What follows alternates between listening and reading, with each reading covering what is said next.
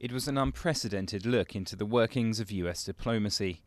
Amid the thousands of messages from American diplomats published by the whistleblowing website WikiLeaks, some serious revelations, like the King of Saudi Arabia asking the US to destroy Iran's nuclear program. Others were little more than gossip. Diplomats said French President Nicolas Sarkozy was impulsive, and the Italian leader Silvio Berlusconi was described as vain.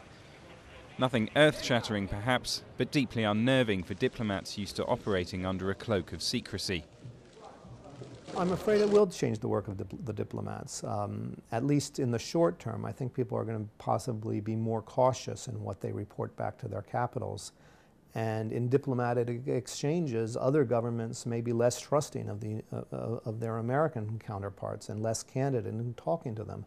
At the centre of the story was the WikiLeaks founder, an enigmatic Australian called Julian Assange. In November, Swedish authorities issued an international warrant for his arrest over rape allegations.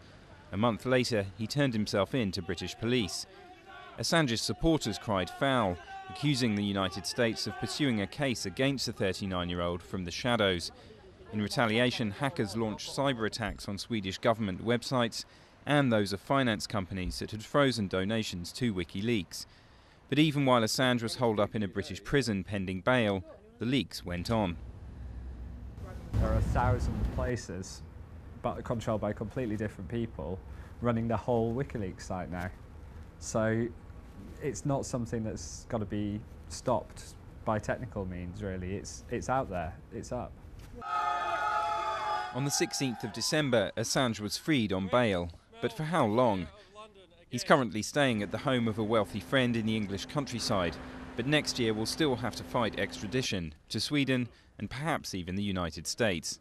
There is a very clear attempt, and that is a matter of public record, to try and get up an extradition.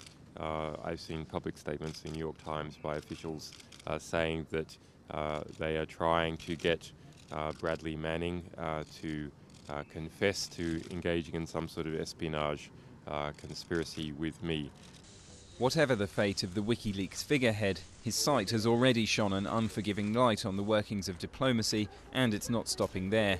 Assange says he's going after the banking sector next, and other whistleblowing sites are in the making, raising questions about the limits of free speech, the power of the internet, and the rights and wrongs of secrecy.